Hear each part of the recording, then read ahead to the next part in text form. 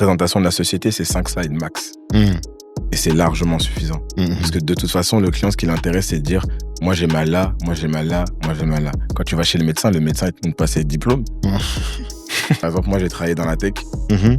Ils pensent que leur produit va se vendre seul. Ouais. Donc ils m'ont parlé des caractéristiques, que c'est mieux que ci, que c'est mieux que ça. Ah, notre solution permet de, notre solution permet de.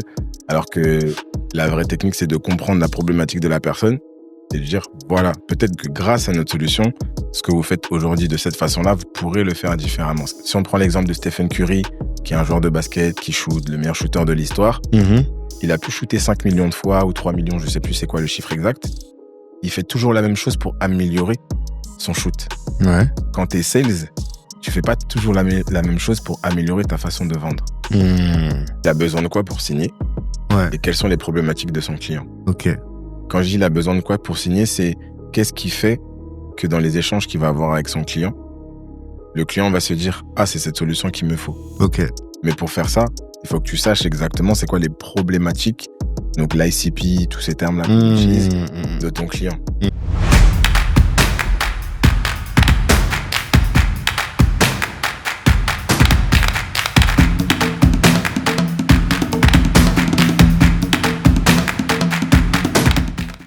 Hello! Avant de démarrer cet épisode, cette discussion passionnante avec un expert ou avec un entrepreneur de la communauté, toute l'équipe de Kalimandjaro veut remercier particulièrement notre sponsor, Vers Ailleurs, qui nous permet de réaliser cette nouvelle discussion et d'avoir ces échanges passionnants.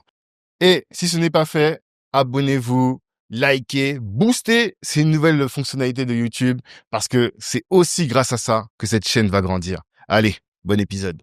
Monsieur Nelson Kuka Pinto Moreira. Ça va? Guy, ça va? Et La forme? Tranquillement, ça va. Bon, je suis très content de te recevoir sur Kalimandjaro 5 ans après. C'est ça on va appeler cet épisode 5 ans après. Je fais partie des tout premiers invités du podcast. Je crois ton épisode, c'est épisode 4, je crois. Ouais, Un truc comme ça, tu vois. Ouais. Donc, en été 2020, l'idée, c'était de donner les bases à notre audience sur la vente. Parce que je sais pas si c'est toi qui m'as dit ça ou si c'est moi qui ai dit, mais que l'argent, c'est le sang de l'entreprise. C'est toi. C'est moi? Ouais. Ok, mais c'est à cette époque-là que je pensais à ça. Et que celui qui vend pas, en fait, il n'amène pas l'afflux sanguin nécessaire à l'entreprise pour pouvoir se développer. Et du coup, toi, tu viens t'apporter une compétence qui est essentielle dans l'entreprise. Là, en plus, on est 5 ans après, donc le vendeur que tu étais est devenu a gagné en seniorité, j'ai envie de dire. T'as fait au moins 2-3 boîtes depuis. Ouais. Au moins. T'as gagné quelques cas en salaire. Un peu. Donc, content d'être là pour parler de ça. En plus, maintenant, t'arrives en pétard un peu sur LinkedIn. Donc, ouais, cette capsule aussi a vocation à donner un peu l'envergure de ce que tu sais faire pour que les gens aillent te suivre sur LinkedIn. Première question, c'est quoi pour toi l'erreur que font tous les vendeurs? Déjà, il faut définir le Enfin, terme. tous les entrepreneurs, pardon. Tous les entrepreneurs en matière de vente. Oui, pardon. Ils parlent plus de leur produit que du besoin de la personne qui est en face d'eux. C'est-à-dire? Ça, c'est les techniciens que j'ai souvent vu faire ça. Ouais, en fait, c'est l'erreur des techniciens. C'est-à-dire que, par exemple, moi, j'ai travaillé dans la tech. Ils pensent que leur produit va se vendre seul. Ouais. Donc, ils m'ont parlé des caractéristiques, que c'est mieux que ci, que c'est mieux que ça. Ah, notre solution permet de, notre solution permet de. Alors que la vraie technique, c'est de comprendre la problématique de la personne et de dire, voilà, peut-être que grâce à notre solution, ce que vous faites aujourd'hui de cette façon-là, vous pourrez le faire différemment. Ce qui fait que tout de suite, tu prends la personne, la mets dans ton environnement et elle comprend comment toi, tu vas l'aider. Et le toi, tu vas l'aider, c'est ça, en fait, la vente. C'est que tu viens aider quelqu'un à résoudre une problématique. Si on parle d'entrepreneuriat, on dit toujours qu'une bonne entreprise, c'est une entreprise où tu viens, tu résous un problème. Ouais. Les Américains, c'est ça, c'est problem solving. Donc, tu viens, tu résous un problème. Si tu résous un problème de beaucoup de personnes, tu vas gagner beaucoup d'argent. Mais on n'a pas dit que ta solution, c'est la meilleure solution. On a juste dit que tu vas résoudre un problème. Ok. Il faut se positionner dans cette partie-là. C'est-à-dire que tu viens résoudre ta problématique. Voilà, toi, Tanguy, aujourd'hui, ton problème, c'est ça. Ah, moi, j'ai créé une solution qui permet de faire que aujourd'hui, t'as mal là. Demain, t'auras plus mal là. Ah, ok, c'est combien? Et là, je te dribble. Mais qu'est-ce qui fait que les gens sont amoureux de leurs produits? Qu'est-ce qui fait qu'ils parlent que du produit? parce que tu as mis du temps dessus. Donc, naturellement, quand tu l'as, tu vas aller vendre ce que toi, tu as fait. Voilà. Moi, après, je suis pas dans cette position de le sens où c'est pas moi qui ai créé quelque chose. Ouais. Mais on a toujours cette vision de se dire, ah, ce que j'ai fait, c'est ce qu'il y a de mieux. Si la personne, elle est pas intéressée, c'est qu'elle a pas compris. Elle a pas compris. C'est que ce que tu apportes comme valeur, c'est peut-être pas suffisant. Ou c'est pas la bonne personne à qui tu en as parlé. Mais encore une fois, c'est pas ton produit le problème. Ouais. C'est à qui tu adresses ton produit. À qui tu adresses À qui ton produit est adressé. C'est-à-dire que toi, aujourd'hui, cette problématique, bon, ça te concerne pas, tu vas pas acheter. Demain, tu vas parler avec quelqu'un d'autre, le gars va dire, ah ouais, mais ce que tu fais, c'est incroyable. Pour lui, c'est incroyable, pour toi, ça l'est pas. C'est aussi simple que ça. D'accord. Est-ce que tu as eu des situations, toi, j'imagine que tu en as eu, tu vois, mais est-ce que tu as eu des situations où tu t'es dit, où tu as vu que des exemples concrets de personnes qui parlent, essaient de démarcher quelqu'un, mais ils sont que sur la dimension produit et pas dimension besoin de la personne? Tout le temps. Ouais. Tout le temps. Tu crées une application. Ouais. Tu viens en parler à des personnes à qui tu veux vendre l'application. Tu parles de l'application. Mais c'est pas ça, en fait, comment tu vas vendre à la personne. Ouais. C'est toi, quel est le problème que tu as? Quel est le problème que tu as? Voici ce qu'on a mis en place pour résoudre ton problème. Donc, quand tu passes du temps à créer ton application, naturellement, ah oui, voilà, on a développé telle application, on a fait telle fonctionnalité. Et puis, le piège, c'est quand tu commences à montrer les slides, je vous montre. Les personnes, elles s'en foutent. Vraiment. Les personnes, moi, je dis toujours, le client, il s'en fout de ce que tu fais. Lui, ce qui l'intéresse, c'est de parler de lui. Et je vais prendre la façon dont moi, je vends, c'est-à-dire quand je vais vendre le logiciel à un client, présentation de la société, c'est 5 slides max. Et c'est largement suffisant. Parce que de toute façon, le client, ce qui l'intéresse, c'est de dire, moi, j'ai mal là, moi, j'ai mal là, moi, j'ai mal là. Quand tu vas chez le médecin, il te montre pas ses diplômes. Toi, tu vas chez le médecin, c'est une pour bonne lui dire j'ai mal là. Il te dit pas oui, mon diplôme, j'ai fait ci, j'ai fait ça. Tu t'en fous. Je suis là parce que tu as ces diplômes, mais m'en parle pas. Moi, je te parle là où j'ai mal. Donc, c'est la même chose. Mais ça veut dire quoi? Ça veut dire que tu ne présentes que si, par exemple, le client le demande, c'est ça? Mais non, sinon, tu présentes pas. T'es obligé de présenter. Ouais. Maintenant, la façon dont tu vas présenter va dépendre du client. Va dépendre du contexte, de plein de choses. Mais faut partir du principe que la personne s'en fout de ta société. Lui, son problème est le plus important. Ta société, c'est pas important. Et il faut vraiment avoir ça en tête. Même si tu dirais que... Parce que des fois, tu peux te dire, voilà, moi, je veux pas contracter avec n'importe qui. Le client aussi se dit ça. Donc, il a besoin de savoir que je suis sérieux, que je suis... Tu vois? Ça vient avec le temps. Mais dans la première rencontre, tu expliques qui tu es, ce que vous faites, mais t'es pas obligé de raconter la vie de toute la société, de combien de clients vous avez, avec combien vous avez fait signer, vous développez depuis combien d'années, pourquoi vous avez fait ci. Les clients, ils s'en foutent, en fait. Maintenant, pour le coup, comme j'ai dit, ça dépend du contexte. Ça dépend à qui tu parles. Tu sais que tu vas parler avec une personne qui a besoin d'être rassurée. Bon, effectivement, des fois, là, t'as besoin de mettre des slides, mais tu vends rien, en fait. Tu présentes ta société. Donc, c'est deux choses qui sont différentes. Et là, pour rassurer. Ça, oui, quand t'envoies une présentation, tu vas mettre des trucs, la personne, elle va jamais ouvrir. Je te le dis. Ils ouvrent pas les présentations que tu envoies. Ils vont à la slide qui les intéresse. Pricing. Pricing. Sans comprendre le projet, le produit, mais direct le prix. Le client, tu l'as déjà vu une fois. 2 fois, tu lui as dit, nous, on peut faire ça. Lui, t'a dit, nous, on a mal là, on veut résoudre telle problématique. Ok. Tu envoies ta proposition, il va au prix. Il va pas regarder, ils ont travaillé avec qui ou autre. Après, je peux rentrer encore plus dans le détail à ce niveau-là, mais il faut bien comprendre que, bon, c'est le prix qui va intéresser la personne. Entrer plus dans le détail, c'est-à-dire? Pour le coup, tout dépend du contexte. Je vais reciter Grant Cardone. Je sais pas si nos auditeurs connaissent. C'est un Américain, grand salesman, Il a fait ses livres, il fait ses conférences, Ok. il a beaucoup d'argent, investissement, voilà. Bref. Il a dit une chose qui est très vraie, c'est que quand tu es commercial, ton process de vente avec tes clients, c'est tout le temps différent. Tu vois, tu m'as dit, j'ai pris entre 2020 et aujourd'hui, ça fait 5 ans, donc j'ai pris des cas, j'ai pris OK.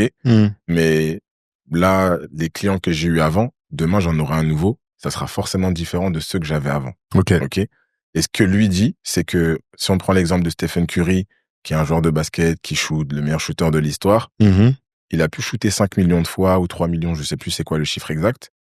Il fait toujours la même chose pour améliorer son shoot. Ouais. Quand tu es sales, tu fais pas toujours la même chose pour améliorer ta façon de vendre. Les process, les clients, les besoins, la personnalité de la personne que tu vas avoir en face, ça change tout le temps. Ouais. Donc, en vrai, ce que je donne là comme information, c'est vrai. Maintenant, ça s'adapte en fonction du contexte que tu vas avoir, en fonction du pays dans lequel tu vas évoluer. On vend pas de la même façon en France qu'en Allemagne, qu'en Angleterre, aux États-Unis. C'est très différent.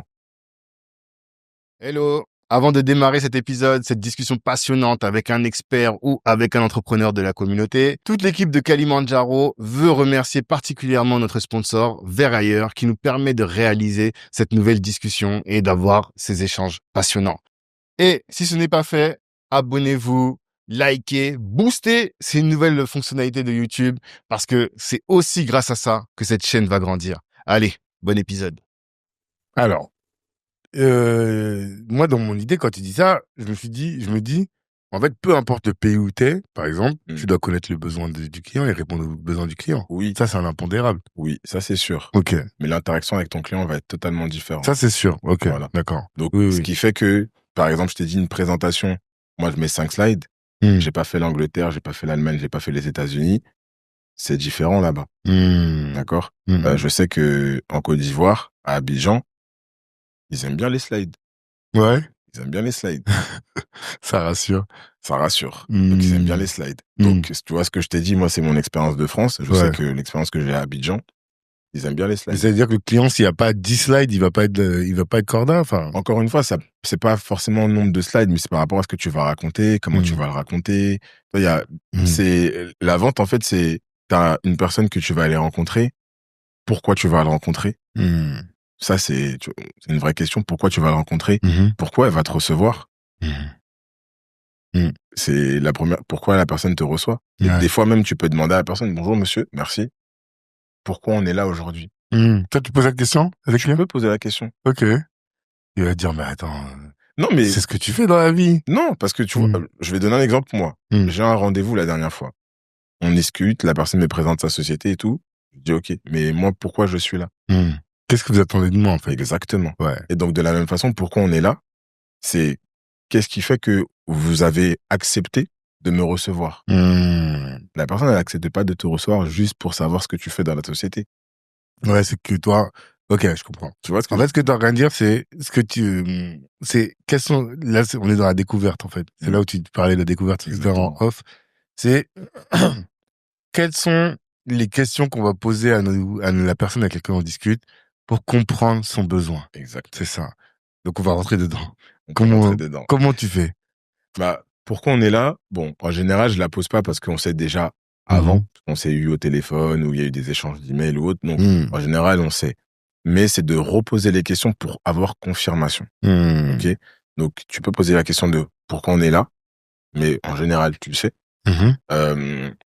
Il y a différentes techniques de sales. On va pas revenir dessus parce qu'il y a des contenus, il y a des gens qui le font et c'est pas l'objectif. Moi, justement, je veux vulgariser cette partie-là.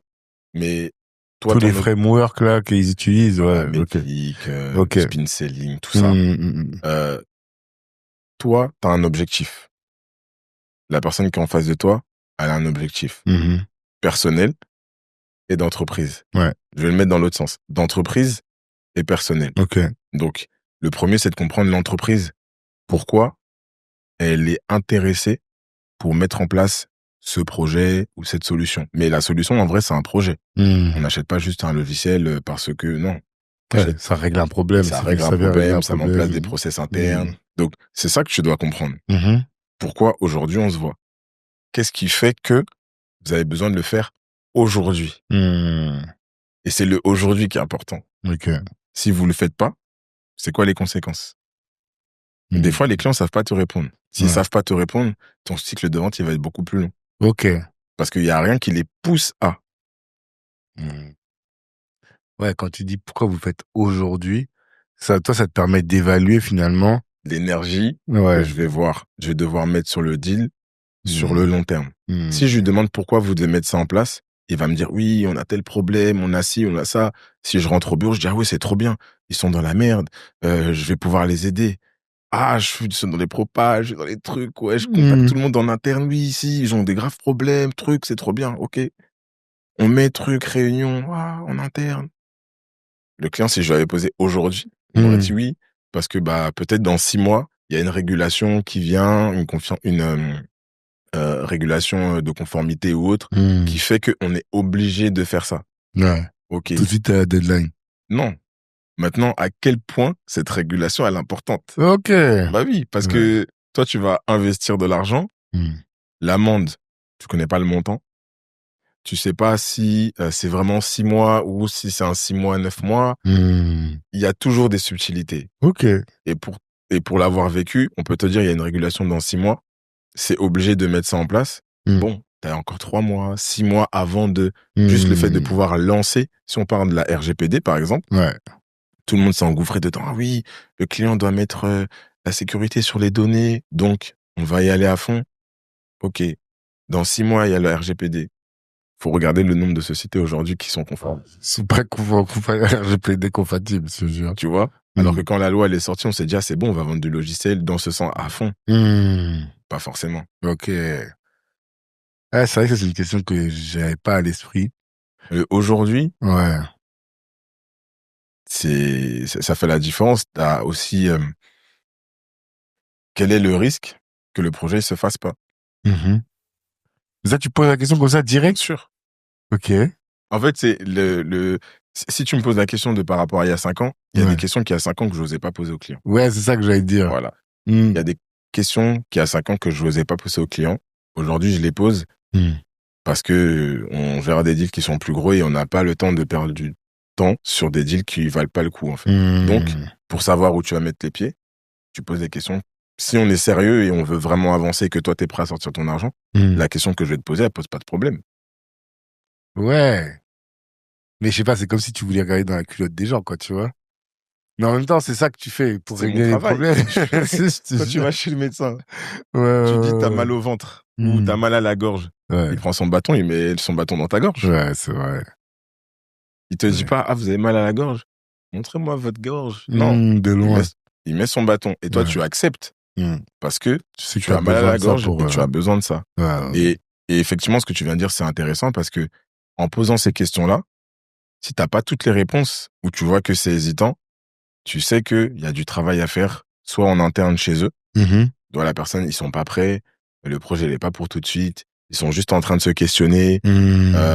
Par exemple, tu dois mettre en place un gros logiciel qui demande beaucoup d'organisation. Tu dis, est-ce que vous avez déjà une organisation projet? Il te dit non, on est en train de réfléchir. C'est pas pour tout de suite. En fonction du client, tu vas l'accompagner ou pas. Si c'est un gros client, faut faire beaucoup de lobbying en interne. Bon, tu restes à côté de lui. Mais si c'est pas un gros client et tu vas travailler différemment. Et cette phase de découverte, en fait, elle permet vraiment de savoir où tu vas mettre ton énergie. C'est ultra important. T'es commercial, t'as des objectifs. Ta journée, elle est pas extensible. Donc, tu dois choisir où tu dois mettre ton énergie. T'as les rendez-vous, t'as les coups de fil à passer, t'as les mails à faire, à relancer. À un certain moment, tu dois savoir à qui tu vas donner ton temps. Donc, le à qui, c'est ces questions qui te permettent de savoir à qui tu vas donner ton temps. Et pour le coup, en tant qu'entrepreneur, c'est la même chose. Parce que c'est encore plus difficile parce que là, ton temps, c'est ton capital de ta société, en fait. Bien sûr. Tu vois. Donc, si tu cours partout parce que tout le monde t'a dit « Ah ouais, je suis intéressé », et c'est mon dernier poste, c'est ça, c'est un client intéressé, il vaut rien. Tout le monde est intéressé. T'es intéressé pour acheter une Tesla. T'es intéressé pour acheter une BMW. Très intéressé. Voilà. Maintenant, le commercial de BMW ou Tesla, il t'appelle toujours parce que tu lui as dit que t'étais intéressé. est-ce que tu vas passer à J'ai l'achat? pas l'étal. Voilà. Mais Là, t'es nous n'avons intéressé. pas le budget, la trésorerie pour, mais T'es ça m'intéresse. intéressé. Donc, être Hmm. intéressé, ça veut rien dire. Ouais. C'est est-ce que tu es prêt à passer? Et puis après, il y a, toi, l'énergie que tu vas mettre pour faire en sorte que le client soit prêt. Mais il y a un niveau d'intéressement. Tu es intéressé. Est-ce que tu peux rajouter un peu d'argent? Est-ce que tu... Voilà. Ça, c'est ça qui fait la différence. Ouais, en fait, je réfléchissais hier, je crois que j'étais en train de bosser sur un truc et ils étaient en train de découper le processus d'acquisition des clients, tu vois. Ok. Et donc, ils disaient, première étape, effectivement, faut que tu génères du lead. Parce qu'on a tous besoin d'avoir X nombre de personnes dont on sait qu'elles peuvent être intéressées par ma solution. Mais la deuxième étape qui est fondamentale, c'est de qualifier les leads, tu vois. C'est ça. C'est négligé. Ouais. Ouais, dans beaucoup de sociétés, c'est négligé. Parce que, bon, c'est un manque de formation. En vrai, si t'es pas formé pour, bon, naturellement, tu vas faire avec ce que tu sais et c'est normal, il n'y a pas de problème là-dessus. Mais c'est ce qui fait qu'après, quand tu fais toute la phase de combien de leads on a généré, combien de transformations, combien de closing, bah, si initialement ta qualification elle est mauvaise, tu vas faire passer des leads en chaud qui ne le sont pas. Et ça va naturellement en fait biaiser toute la partie KPI parce que bah tu vas me dire mais je comprends pas, on a un taux de closing qui est faible par rapport au nombre de leads. Ok, mais est-ce que c'était des vrais leads? Ouais, c'est ça. Tu vois ce que je veux dire? Ouais. Donc c'est surtout ça en fait. Donc, C'est la qualité du lead. Ouais, la qualité elle est ultra importante et pour l'avoir vécu, t'as un on va dire SDR. Je sais pas si c'est... Ouais, parce que en fait maintenant tout c'était devenu très technique. Oui. Donc, alors, déjà, on va reprendre quelque chose, parce que tu as dit lead, qualification. Ouais. Lead, c'est quoi la génération de lead? C'est les gens qui rentrent dans ton, tu vois, j'allais dire dans ton pipeline. C'est le haut du funnel. Ouais, le haut du funnel, c'est, en fait, par exemple, tu crées un post sur LinkedIn, en lien avec ta thématique, et tu as tous ces gens-là qui montrent de l'intérêt pour ta thématique. Ouais. Ça, c'est des leads. Ouais. Et plus l'intérêt est poussé, on va dire, et plus le lead est intéressant, véritablement. Après, tout ce travail-là, imaginons, voilà, tu as 50 personnes qui ont liké ton post, mais c'est pas 50 clients. Non. Donc, il faut que tu vois parmi ces 50 personnes qui ont liké le post, lesquelles sont les plus intéressées par ta solution. Et là, tu vas devoir qualifier le lead. C'est ça qu'on appelle. Et alors, certains disent, il est chaud, froid ou tiède. Ou il le note 1, 2, 3, 4. Et ça, c'est comme ça que les gens qualifient. Et donc, vous, votre travail, c'est aussi de qualifier les leads, quoi. Comment tu fais, toi, pour qualifier les leads? Les questions que je t'ai pas... Ouais, tout ce dont on a parlé tout à l'heure, l'urgence, OK. L'urgence. En fait, tu as besoin de savoir pourquoi. Pourquoi on se parle. C'est vraiment le plus important. Parce que derrière, si tu es sur une structure qui est assez grosse, naturellement, ça implique des personnes autour de toi. Ouais. T'es pas seul dessus. Donc, il faut justifier que tu prennes du temps à telle ou telle personne. Si t'es à ton compte, il faut que tu prennes en compte que le temps que tu vas passer sur une personne qui est pas forcément intéressée, bah, tu le perds pour faire autre chose. Tout à fait. Et quand on dit oui, on n'a jamais le temps, je suis à droite, à gauche, oui. Mais imagine, en plus, si tu parles avec des personnes qui servent à rien. Donc oui, t'es à droite, à gauche, pour rien. Ouais. Tu vois, ouais, je suis parti voir un tel là, je suis parti voir un tel, il a dit qu'il était intéressé, finalement, il se passe rien. Peut-être que juste au téléphone, je parle ici, parce que pour le coup, à Abidjan, c'est différent, c'est important de voir. Tu comprends que la personne n'est pas prête tout de suite si tu poses les bonnes questions. Ouais. Il suffit juste de poser les bonnes questions et tu sais si la personne elle est vraiment intéressée. Et quand je parle d'intérêt, c'est tout de suite. Ou de pouvoir juste te dire, c'est dans 3 mois. Ouais. Et si c'est dans 3 mois, tu peux dire à la personne, bah peut-être on se rappelle dans 1 mois et demi, 2 mois. La personne elle va dire, ok, il n'y a pas de problème. Parce que il voulait juste avoir des informations. Oui, et s'il est intéressé, et aussi s'il rentre dans la cible. Il y avait les KO, là, quand on faisait des grosses campagnes. En fait, au début, tout allait bien. Et puis un jour, ils ont commencé à mettre des formulaires, tu vois. Et tout d'un coup, les gens se rendaient compte, mais pourquoi moi, je suis pas rappelé? En fait, c'est que tu as rempli le formulaire, tu rentres pas dans la cible, tu vois. Et ça, c'est des techniques qui te permettent aussi de qualifier le lead, tu vois. Donc là, pour le coup, c'est sur l'acquisition B2C. Ouais. Donc, formulaire, ça fonctionne. Sur du B2B, Ça va être un peu différent. Ok. Ouais, parce que j'en parlais avec Gaël. Par exemple, quand on fait du gros hacking, c'est très efficace en B2C. Ouais. En B2B, c'est très différent. Ça, c'est une nuance que je connaissais pas du tout. Bah, par exemple, tu Dis-moi. vois, sur LinkedIn, les mecs qui viennent vendre, oui, j'ai mis en place un funnel qui permet, j'ai rempli 45, 56, peu importe le chiffre de rendez-vous, voici le template. On n'est pas sur du B2B grand compte. Ah. Alors, tu as encore deux Même choses. en enlevant le grand compte, on n'est pas sur du B2B. Ok. Parce que nous, par exemple, on vend les business clubs. Ouais. Tu connais le CERC, KBC. Pour toi, c'est du B2B? C'est du B2B, on est d'accord. Tu t'adresses à une personne. À un entrepreneur. Un entrepreneur. C'est du presque B2C. Ah, donc toi, tu parles... Ah, ça, c'est différent. Parce que pour moi, à partir du moment où tu t'adresses à une personne qui a des problématiques professionnelles, c'est du B2B. À partir du moment où tu t'adresses à une personne sur ses problématiques perso, c'est du B2C. Mais toi, tu te dis que dès lors que tu t'adresses à une personne isolée, ben les mécanismes sont similaires à ceux du B2C. Alors, c'est très bien ce que tu dis. Maintenant, repense aux arguments que tu mets pour vendre les clubs. Ok. C'est des arguments interpersonnels. Ouais, t'es isolé, mais tu vas augmenter ton chiffre d'affaires. Oui, tu veux augmenter ton chiffre d'affaires. Ah. T'es isolé, tu penses que, je l'ai pas en exactitude, mais tu penses que t'as besoin de plus d'argent alors qu'il faut que tu te structures. Tu parles à une personne. Ok. Tu vois ce que je veux dire? Ah, c'est intéressant ce que tu dis. Donc, ce qui fait que même en B2B, ça fonctionne si t'es sur une activité, je sais pas moi, t'as un podcast, t'as besoin d'aller acquérir des personnes qui vont vouloir venir faire son podcast chez toi, pardon. C'est du B2B, mais en vrai, tu t'adresses à une personne. C'est pas la même chose, en fait. Okay. Alors que quand tu fais du gros hacking, donc tous les trucs de rendez-vous dont tu vois beaucoup de posts sur LinkedIn, ça va pas s'appliquer dans la tech ou dans d'autres secteurs d'activité parce que ça fonctionne pas comme ça. Les personnes qui sont cadres dans des grosses structures, tu vas pas obtenir un rendez-vous avec eux parce que tu as fait 2 posts sur LinkedIn. Ça marche pas. Déjà, même tu les ajoutes, tu leur envoies un message personnel, ils te répondent pas, en fait. Ouais. Donc, tu vois, il y a plusieurs niveaux, en fait. Ah, c'est très différent. Trop technique. Et tu vois, et c'est là où je dis que, Stephen Curry, il fait 5 millions de shoots. Bah, c'est ça qui lui permet de s'entraîner. Ouais. Là, t'es dans la vente, en fait. C'est totalement différent. Et là, on a dit B2C, B2B. Dans les B2B, on a mis des différentes catégories. Et après, t'as B2G encore. Ouais. Tu vois? Donc, c'est très différent en fonction de à qui tu t'adresses. Maintenant, les questions sont toujours les mêmes. Hein. C'est ça. En vrai, ça change pas. Ouais, parce que franchement, l'exemple de Stephen Curry, pour moi, c'est trop pertinent.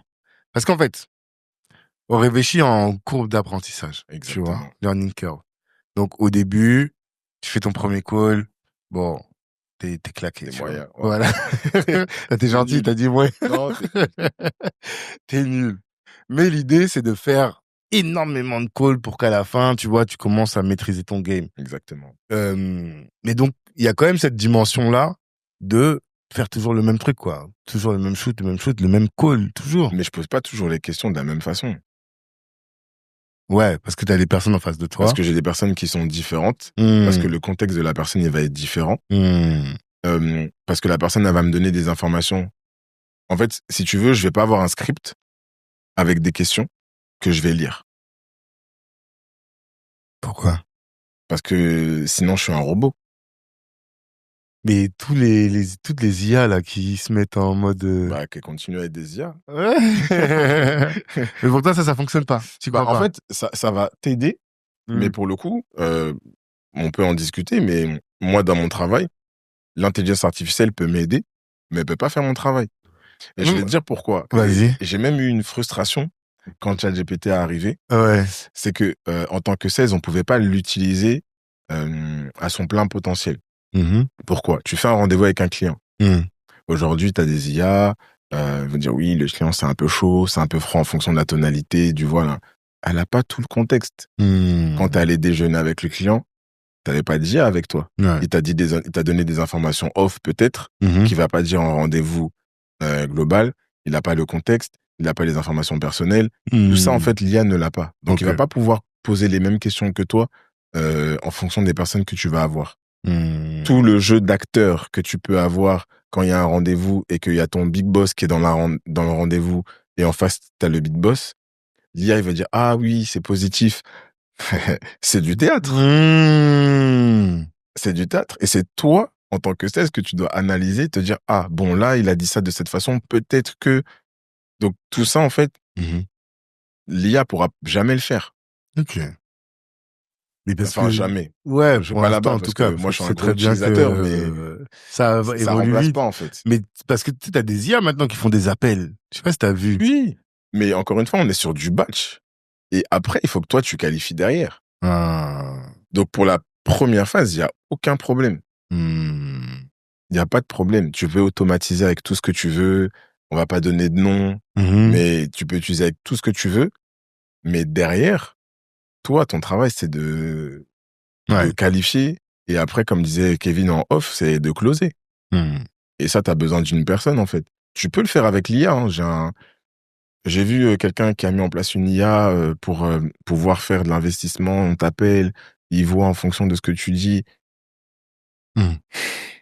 Si c'était vraiment incroyable, tout le monde utiliserait ça. Oui, après. Non, mais tu vois ce que je veux Ouais, dire? ouais, En ouais. vrai, c'est incroyable si tu Mm. peux vraiment le faire. Mhm. Mais si c'était vraiment si efficace que ça, Ouais. et puis en plus, ça dépend tellement des environnements. Moi, tu mets ça à Abidjan, Hmm. on va te dire non, ça c'est des trucs de sorcellerie. Ouais. Je dis ça en rigolant. Non, pour C'est l'instant, une joke, c'est clair. mais tu peux l'utiliser. Mhm. Mais il y a des phases où tu pourras pas l'utiliser. Et Mhm. là, je te dis vraiment, moi, personnellement, cette frustration, je l'ai eue parce qu'en vrai, mis à part pour reformuler des mails ou pour améliorer des propals, l'IA, je l'utilisais pas pour mes deals, en fait. Ouais. Il y a trop d'informations qui sont interpersonnelles qui font que c'est ta sensibilité. Ok. Même ton boss qui est pas avec toi avec tous tes rendez-vous, il va te poser des questions pour savoir ce que tu en penses. Oui, mais pourquoi il a dit ça, tu sais? Est-ce qu'il s'entend bien avec le DG? Est-ce qu'il s'entend bien? Ça, c'est des informations que toi, tu peux récupérer, que toi, tu vas analyser. L'IA pourra pas faire ça. Et en termes de... comment ça s'appelle? Tu t'as parlé à un moment des scripts. Ouais. Tu dis, faut pas avoir des scripts d'appel. Non, j'ai pas dit ça. Ah, c'est ce que j'ai compris. Non. Ce que je dis, c'est que le script, c'est important d'en avoir un. Ouais. Et moi, pour le coup, j'en ai un. Ok. Voilà. C'est juste que je l'adapte en fonction de la personne que je vais avoir en face de moi. Ok. C'est-à-dire que quand je parle de script, c'est que moi, je vais utiliser le MEDIC. Par exemple, le MEDIC R même. Modification. M, c'est métrique. Ok. E, c'est economic buyer. Economic buyer, c'est lequel qui paye. Qui paye. Ok. Donc, celui-ci, souvent, t'as pas la réponse au premier rendez-vous. Si tu l'as, c'est incroyable. Mais souvent, tu l'as pas au premier rendez-vous. Okay. Donc, tu vas aller chercher les informations pour finir ça. Ok. T'as pain, paper process. Ok. Donc, pain, c'est la douleur. Donc, il a mal où? C'est quoi tes problématiques? Et là, tu creuses. Pourquoi vous faites ça? Pourquoi avant? Qui a géré ça? Des fois, c'est des questions qui piquent. Hein. La personne, elle vient d'arriver, ou elle est arrivée il y a 1 an et demi, 2 ans, elle doit lancer le projet. Mais pourquoi c'est comme ça aujourd'hui? Pourquoi c'est comme ça aujourd'hui? Ça incrimine directement une personne qui était là. Avant, tu vois ce que je veux dire? Sûr. Ou même quelqu'un qui est encore là. Tu vois? Donc, il y a des questions qui sont un peu touchy. Okay. Et donc, tu peux pas les poser tout le temps de la même façon à tout le monde. Donc, tu vas réorienter, pardon. Ok. J'ai terminé. C'est médic ou mépic? Moi, je dis le MEDPIC R. Ah, à la base, c'est médic. Alors, métrique. Economic buyer. Après. Paper process. Là, il manque pas un D? Ah, economic buyer. EB. Ah, ok. Ouais, economic buyer. Process, paper, pain. Non, c'est pas pain. C'est le I, c'est application pain. Ok. Le deuxième P, c'est D, pardon, c'est decision critères, donc les critères de décision. Ok, d'accord. Donc ça te permet de savoir, toi, dans ta position, aujourd'hui, est-ce que vous savez c'est quoi les critères sur lesquels vous allez vous baser pour pouvoir choisir tel partenaire, tel prestataire? Ok. Oui, aujourd'hui, on cherche un prestataire qui fait tant. Ça se trouve, quand il te dit ça, t'es éliminé. Ouais. Tu vois tout de suite que Tu vois tout de suite. tu corresponds pas. Si tu poses pas cette question, toi, tu vas te bagarrer, il va dire, oui, mais vous nous avez envoyé votre proposition, vous avez que 5 employés. Ouais. Nous, on fait rien en dessous de 50. Ok. Ah. Et toi, t'as fait des propas, t'as dormi à minuit. Tu t'es baladé, t'es allé à droite, à gauche, pour rien. Donc, c'est les problématiques. Donc, c'est implication pain, je crois, si je te dis pas de bêtises. C'est champion. Ouais. Qui est ton champion dans la boîte? Qui est ton champion dans la boîte. Ok. Et le R, c'est risque. C'est quoi le risque pour que le projet se fasse pas, ou c'est quoi le risque sur le projet? C'est le R. Après, tu poses des questions en fonction de ce qu'il y a eu avant, finalement. Ouais, exactement. Et même dans tout ça, ce que je t'ai dit, moi, là, pour le coup, c'est très basé par rapport à l'activité que j'ai eue. Mais toi, en tant qu'entrepreneur, tu peux l'utiliser, mais tu vas pas poser les mêmes questions. Et le métrique, souvent, c'est le plus important, c'est quoi l'impact de cette solution ou l'absence de solution. Exactement. Ça, et quand on dit impact, il faut mettre un chiffre derrière. Souvent, les entreprises n'ont pas le chiffre. Ouais. C'est à toi de leur trouver. C'est à toi d'aider. Et c'est là où tu vends la valeur. Parce que quand on n'a pas mis ça en place, ça nous coûte 1 million par mois. Et toi, tu viens avec une propale, moi, je sais pas, 100 000 euros pour 1 an. Et qui essaie de négocier, tu dis, mais monsieur, ça vous coûte 12 millions par an, moi je propose 100 000 euros par an. C'est trop cher. Enfin, tu vois ce que je veux dire? La discussion, elle est différente. Alors que s'il te dit juste, faites un prix, toi tu sais pas combien ça lui coûte. Ouais. Voilà. Tu vas faire ce prix. Ok.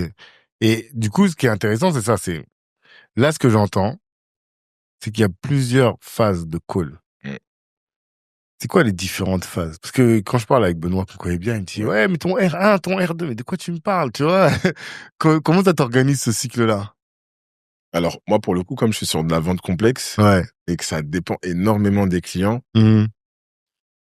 t'as la première phase de qualif. Donc, la première personne avec qui t'arrives à avoir un contact. Il faut que tu comprennes le contexte. Ouais. Il faut que tu découvres ton champion. Ça, c'est le premier coup. Le call de découverte, comme on l'appelle. Oui. Et donc, dans ce call de découverte, si tu arrives à avoir toutes les informations dont je t'ai données, c'est incroyable. C'est très rare. Ouais. Qui est ton champion? Ça se trouve, la personne avec qui tu parles, c'est pas ton champion. Ton champion, il est peut-être ailleurs, dans un autre service, c'est peut-être le DAF, c'est peut-être un tel, c'est peut-être un tel. Et donc, après, il faut se rapprocher de ce champion. Comment tu le définis, le champion? Le champion, c'est celui qui va vendre pour toi en interne. Ok.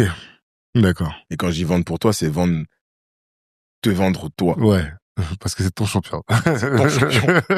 Si tu n'as pas de champion, c'est compliqué. Donc, il faut que tu aies ton champion. Sur ton champion, tu l'appelles, il décroche. Ou s'il peut pas répondre parce qu'il est en réunion, il t'envoie un texto, je te rappelle. C'est ton champion. Si tu as pas de champion, tu vas naviguer à vue sur des intuitions, oui, peut-être que, mais est-ce que si je fais ça, t'as un champion, tu l'appelles, tu dis, mais là, ils m'ont dit ça, c'est vrai, c'est pas vrai. Ah non, l'écoute pas, lui, de toute façon, il sert à rien. Il va t'aider, en fait, à aller. C'est ton agent. Exactement. C'est ton agent infiltré. Voilà. Economic buyer, c'est qui va payer, pourquoi il va payer. Ton champion, il va t'aider, en fait, à faire toute l'architecture de ton deal, en fait. Donc, dans la vente complexe, c'est surtout ça. Et ça se situe, en fonction vraiment des clients. Benoît, pour le coup, lui, c'est très spécifique.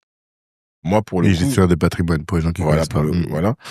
Sur de la vente complexe de logiciels, en fonction de la taille de la boîte, des fois, le DSI, tu peux parler avec lui directement mais chez GRDF, la DSI, elle a signé, je l'ai jamais vue, je l'ai jamais rencontrée, mais parce qu'elle est pas sur ce sujet-là et que la personne qui prend la décision, elle est bien en dessous et tu peux avoir accès à cette personne-là. Ouais, mais imaginons que tu dois conseiller un entrepreneur qui est dans une activité quelconque, imaginons justement, mais sur quels critères il doit se positionner, quels critères il doit prendre en compte pour justement déterminer les différentes étapes. Tu conseillerais quoi? Il a besoin de quoi pour signer? Et quelles sont les problématiques de son client? Ok. Quand je dis il a besoin de quoi pour signer, c'est qu'est-ce qui fait que dans les échanges qu'il va avoir avec son client, le client va se dire « Ah, c'est cette solution qu'il me faut. » Ok. Mais pour faire ça, il faut que tu saches exactement c'est quoi les problématiques, donc l'ICP, tous ces termes-là qu'on utilise, de ton client. Ton client, en général, il a quelle problématique?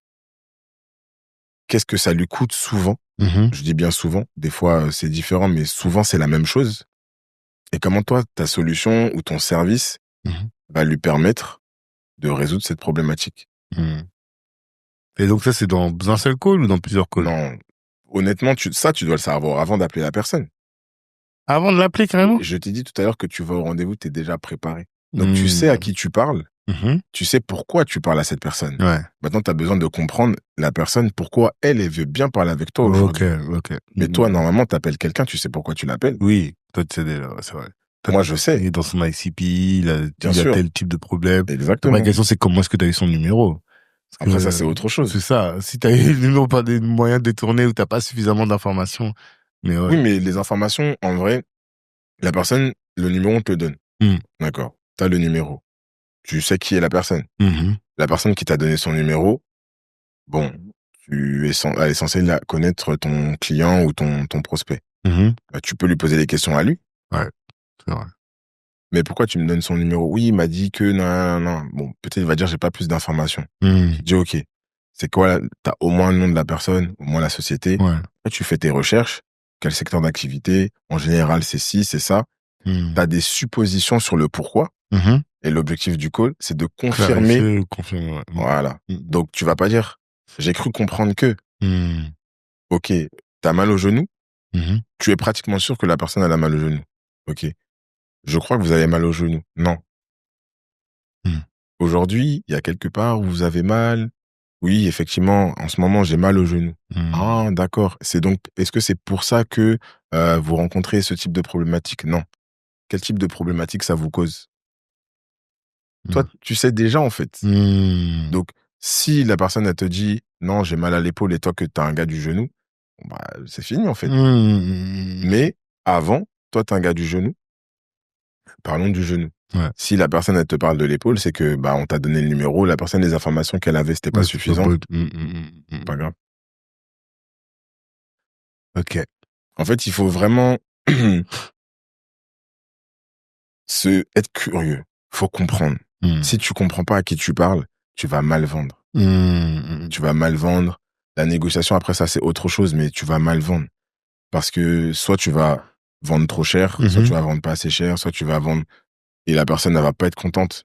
Et c'est le pire scénario, en fait. C'est que tu vends d'une fois, ça correspondait pas forcément à la personne, toi, tu avais besoin d'argent, tu voulais vendre, t'as vendu, la personne a dit, ah, en fait, ça me servait à rien. C'est mieux de pas vendre, en fait. Mais ça, là, en fait, c'est tellement difficile. Ah, c'est dur. Parce qu'en fait, si t'as bien fait ton travail, tu peux réussir à vendre. Oui. Tu vas réussir à vendre à la personne, Oui. tu vois. Mais, parce que moi, je le vois dans des clubs, par exemple, des gens que, pour des questions financières, et je dis, rentre dans le club. Mais quand la personne est dans le club, je dis, mais putain, elle a pas sa place. Pour différentes raisons, mais elle a pas sa place. Et donc, c'est une galère. Et finalement, vous êtes tous les deux, vous serez pas contents à la fin, tu vois. Mais quand tu te dis, t'as tes objectifs financiers, tu te dis, hey, moi, j'ai décidé qu'il y en aura 15, il y en aura 15. C'est difficile aussi, ça. Alors, je veux pas te dire que c'est jamais arrivé de vendre pour vendre. Ça arrive à tout le monde. Ça arrive. T'as des objectifs. Voilà.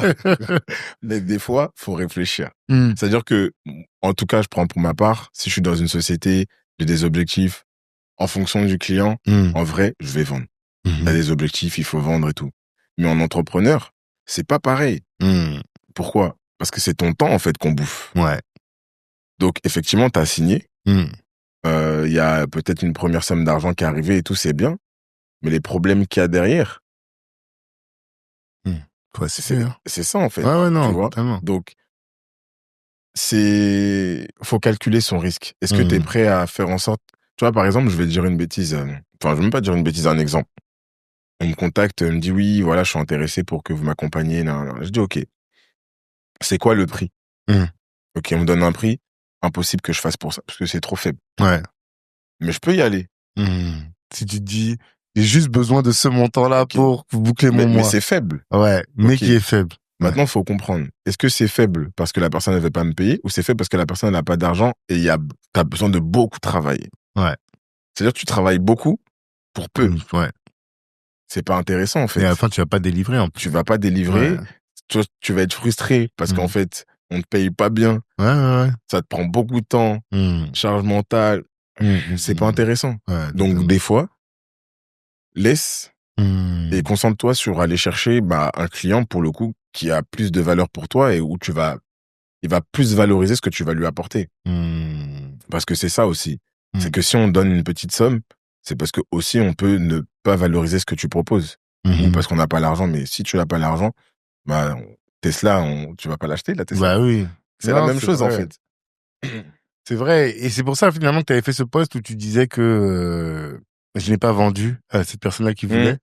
Est-ce que tu peux expliquer un peu ce que tu as mis dans ce post? C'était une grosse boîte financière qui avait besoin de s'équiper en logiciel pour des tableaux de bord. Donc moi, je travaillais avec un partenaire qui venait d'arriver en France, qui commençait à bien prendre. Donc je commençais à bien maîtriser le process, la vente, les prix et autres. Et je savais que ce que eux m'avaient demandé, c'était trop gros et qu'ils allaient s'embourber. Quand je dis s'embourber, c'est que ils allaient se mettre une pression sur, OK, on a investi 10 000 par exemple. Il faut montrer que ces 10 000, ils apportent de la valeur. Je dis, les gars, est-ce que vous avez vraiment besoin de 10 licences? Il me dit, non, aujourd'hui, on est 5. J'ai dit, OK. Et c'est les 5, il n'y a pas un de plus. Il me dit, non, pour l'instant, c'est 5. J'ai dit, mais prenez les 5. On peut acheter 5 licences. Si vous avez besoin d'un 6e, on peut la rajouter à l'unité. Il me dit, ah bon? Je dis oui. Il me dit, OK, bah, on fait ça. Juste le fait de faire ça, déjà, au début, on a signé en 1 semaine. D'accord? Alors que ça aurait pu prendre plus de temps. Et là, tu as uniquement 5 personnes. Tu dis que tu achètes pour 5 personnes. On te valide le budget. Le budget, tu l'as déjà, tu payes. Là, si tu as 10, c'est un peu différent. Pourquoi? C'est qui les autres? Qui tu auras? Non. On fait les 5. 5, nous, on les accompagne. Ça commence à prendre. Honnêtement, je crois que 1 ou 2 mois après, ils rachètent des licences. Parce qu'ils montrent rapidement de la valeur. Les gens commencent à voir dans la société, ah oui, ce que vous faites, c'est bien et tout. Moi aussi, je veux. OK, combien de licences en plus? Ah ben Nelson, on a besoin de 4 en plus. OK, on rajoute les 4. Et ça s'est fait comme ça au fur et à mesure. Pendant pratiquement 2 ans. Et au bout d'un moment où, là, pour le coup, j'ai un champion. La personne avec qui je parlais au début. Tout à fait. C'est mon champion. Lui, je vais pas donner le nom de la personne. Comment ça se passe? Il me dit, écoute, ça se passe bien. Par contre, on a un service qui nous bloque. Je dis, mais il vous bloque pourquoi? Il dit, parce que dans la solution, on a du mal à faire ça. Et eux, ils en ont absolument besoin. OK. Moi, j'appelle l'éditeur. Je dis, les gars, pour aller plus loin, on a besoin de faire ça. Aidez-nous. Ils disent, OK. On trouve une solution. On va en rendez-vous. On présente. Voici comment on peut faire pour contourner. Ils ont plus d'arguments pour dire on n'en veut pas. Et donc, on continue, on avance. Et à partir du moment où on a signé ces services, ça nous a permis de se dire, OK, là, on a suffisamment vendu à l'unité. Passons sur un contrat cadre. Et donc, on est passé de 5 à équiper toute la société de licences. De mémoire, je crois qu'on est 244 ou 233 licences, quelque chose comme ça. Et c'est un deal à 200 000 euros, quoi. Tu vois. Mais parce que, à la base, t'as un champion. De temps en temps, j'allais le voir, on va manger. Il y a des événements. Tiens, viens à Londres. Et ça, ChatGPT va jamais te faire ça, en fait. Tu vois ce que je veux dire? Oui, c'est là où je dis que cette partie-là, l'IA pourra pas le remplacer. Je sais que lui, il aime bien ça. Je sais qu'il va là. Je sais OK, bon, tiens, viens. Il y a un événement à Londres. J'appelle le partenaire. Je dis, les gars, eux, il faut qu'on en ait besoin parce que moi, je sais, comme je travaille sur l'opportunité, je sais qu'il y a l'opportunité de signer toute la boîte. Je sais que ça va prendre un peu de temps, mais prenons-le, faisons les choses correctement. On avance, on les invite là, tiens, on va manger à tel endroit. C'est ça la vente en vrai. Une fois qu'on a fait la qualif, après, c'est de la gymnastique relationnelle. Ouais, j'essaie de voir est-ce que ChatGPT peut vraiment pas le faire, mais... Moi, en tout cas, j'arrive pas à l'utiliser. Alors, tiens, je vais préciser. Il peut potentiellement le faire, mais le temps que je prends pour lui expliquer ce que je veux faire, le contexte, je le fais moi-même. Des fois, je peux le solliciter, mais honnêtement, c'est très rare. Parce qu'en fait, tout le contexte, toutes ces informations-là, il faut que je lui explique tout, oui. Et tu vois, après, il va te donner une réponse. Ouais, mais non, en fait, parce que la première fois, il a dit ça. Ça sert à rien, en fait. Ça, si t'as un bon CRM et que t'as mis toutes tes informations dans le CRM et que lui, il a juste à lire le CRM, non? Ouais. C'est ça? Ouais. Mais maintenant, il Mais faut la avoir le bon réalité, c'est CRM. que ça se passe pas comme ça sur le terrain, en vrai. Personne n'a un CRM qui est suffisamment... On peut dire tout ce qu'on veut, hein. Moi, je Hmm. suis sales, on remplit les HubSpot, tout Salesforce, tout ce que tu veux. Hmm.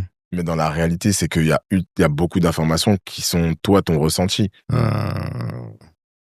Ton ressenti, tu vas mettre, oui, le client était, tu vas mettre un terme, lui, il va l'interpréter comme il veut, mais c'est pas forcément c'est trop, en tout cas, moi, aujourd'hui, j'ai du mal à le voir dans ce cadre-là. D'accord. Sur cette mission-là, Ouais. là, tu t'en sers pourquoi, alors, du coup, dans ta manière, Sur de la réflexion, sur sur l'IA. d'autres choses, Ouais. plus personnelles pour le coup, Ok. sur la partie sales. Ah, tu veux dire pas trop dans ton boulot? En dehors de l'automatisation, Ouais. sur du sales pur, non. Ah. Ne serait-ce que parce que, par C'est exemple, tu vraiment du vois. process chez moi. Alors, moi, il y a un truc. Tu vas me dire ce que t'en penses.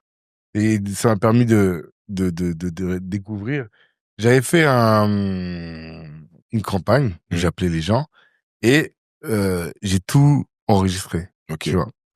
Et du coup, je lui ai dit, fais-moi un audit de mes calls, tu vois. Et là, j'ai découvert grave des trucs. Par exemple, il a évalué mon temps de parole par rapport au temps du prospect.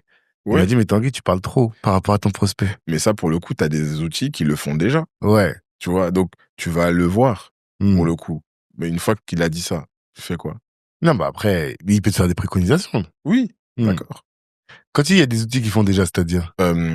J'ai plus le nom. Je crois que c'est TDL qui fait ça. Ok. TDL, quand tu fais le call, ou même Firefly, hein.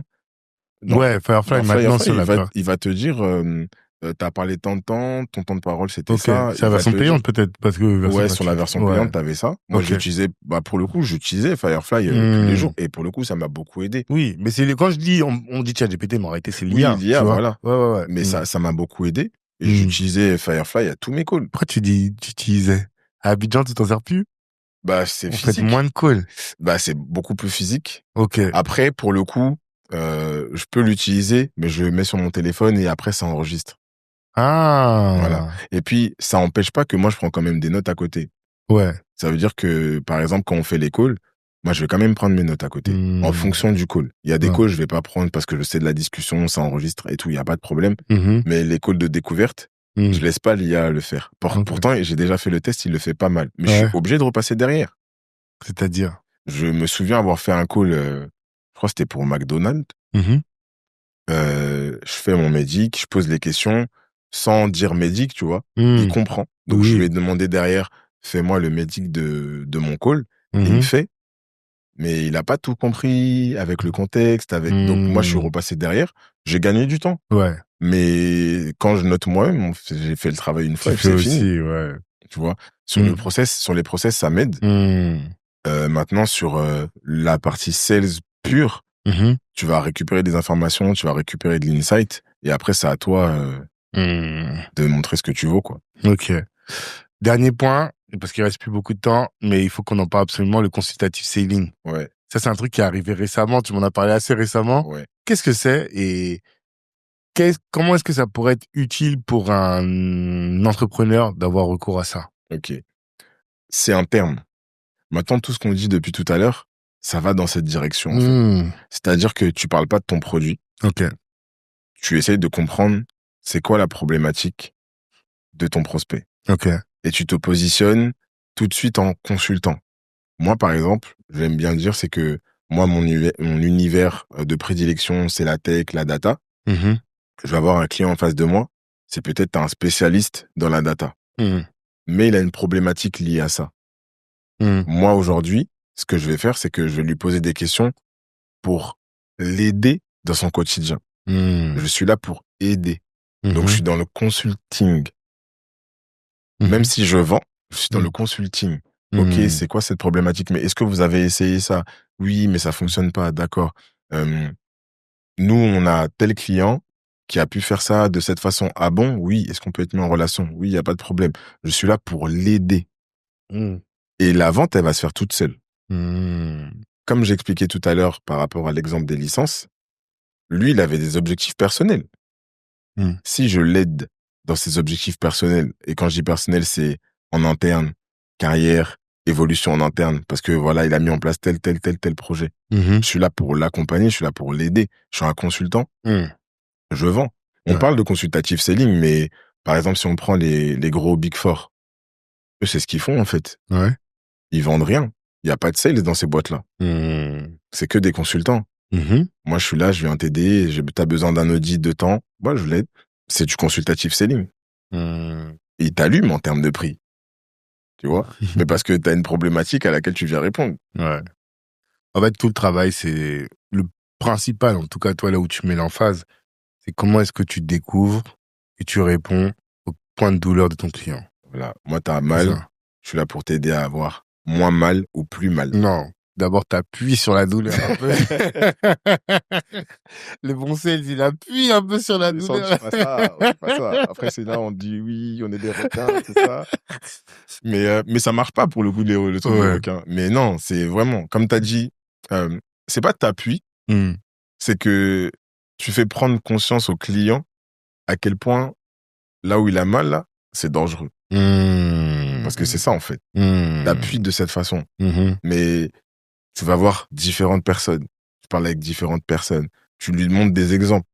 Tu vois, quand tu fais les pages de vente, ils aiment bien mettre, je crois c'est en fin de page, on met toujours, ah oui, tel docteur, nanana. Ah, toi, t'avais une douleur ici. Voici les conséquences sur le long terme. Oui, c'est comme ça que t'appuies, en fait. Donc, si tu passes pas à l'action là, Ouais. voici ce qui va se passer. Ok. Et tu montres un exemple. Donc, c'est tous ces éléments que tu vas mettre en place pour faire en sorte que la personne elle puisse passer à l'achat. Mais initialement, c'est vraiment, ok, je suis là pour t'aider.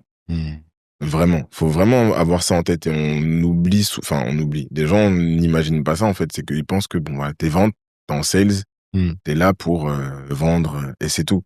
C'est Tu les peux, mauvais hein. vendeurs. C'est ça, Non, en c'est fait. pas des mauvais vendeurs. Si, Hein. c'est des mauvais vendeurs. Non, Bah, c'est des je dis vendeurs ceux qui veulent te différents. vendre à tout prix. Je parle de ceux-là, tu vois. Ceux qui sont là pour dire, et franchement, moi, ils me fatiguent. C'est quand tu vois bien que je suis pas intéressé, tu vois bien que ça me correspond pas. Pourquoi Ouais. tu veux me vendre quand même, tu vois? On est d'accord que ça, c'est pas un bon vendeur. Non, C'est même pas un vendeur différent, c'est un mauvais vendeur. ouais. Et il y en a. Oui. Ça existe en plus, Oui, tu vois. oui. Mais pour le coup, oui. Pour le coup, ça fonctionne pas en fait sur le long terme. Ouais. Ça fonctionne pas sur le long terme. Mm. Et pour aller dans ce sens-là, ceux qui sont bons, c'est là où t'es valorisé. Et quand je dis t'es valorisé, c'est-à-dire que t'as fait 2 ans, 3 ans, 4 ans dans une boîte, tu vas aller soit chez un concurrent, soit dans une boîte qui son environnement, il est pas très loin de celui que tu fais. Et donc, on va te payer en conséquence parce que t'as le réseau. Mais ce réseau, il existe parce qu'en fait, t'as fait bien ton T'as travail. bien fait ton travail avant. Voilà. Si t'appelles, tu vends et que t'es un charlatan, à un certain moment, tu vas faire une fois, on va te croire. 2 fois, on va dire, mais 3 fois, mais pourquoi t'as changé? Pourquoi t'as changé? Voilà. Après, ça veut pas dire que tu peux pas changer. Parce que c'est un métier qui reste en tension. Donc, tu vas normalement toujours trouver du travail. Ouais. Mais c'est juste que, bon, ça fonctionne pas longtemps, en fait. Tu peux pas rappeler tes clients pendant 5 ans, 6 ans, 7 ans si tu l'as arnaqué au début. Ah, ça, c'est sûr. Lui, après, il a les résultats dans sa boîte de tous les jours des erreurs que t'as faites, quoi. Exactement. Ok. Si t'as un dernier point, tu dis, il faut absolument que les entrepreneurs de la communauté avancent ou progressent sur ça dans leur technique de vente, ce serait quoi pour les entrepreneurs? Une chose. La qualification. Ah, tu reviens là-dessus. Ouais. Et entrepreneur à tous les niveaux. Qualification. C'est ce qui fait défaut. Parce qu'une fois que tu qualifies mal, tu peux pas mettre de système derrière. Tu vas avoir des commerciaux qui vont pouvoir qualifier eux-mêmes pour mettre en fait, la partie process, c'est ultra important et tout part de la qualification. Si ton marketing, il t'amène des deals ou des leads, qui sont pas qualifiés, tout le monde perd du temps. On va penser que oui, le marketing, ça délivre, c'est trop bien, la campagne, on a tant de personnes qui ont... Ok, quand t'appelles les personnes, il y a personne qui est intéressé. Ok. La phase de qualification, c'est le plus important.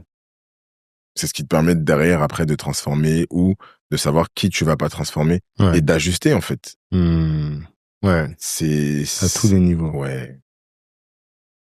C'est noté.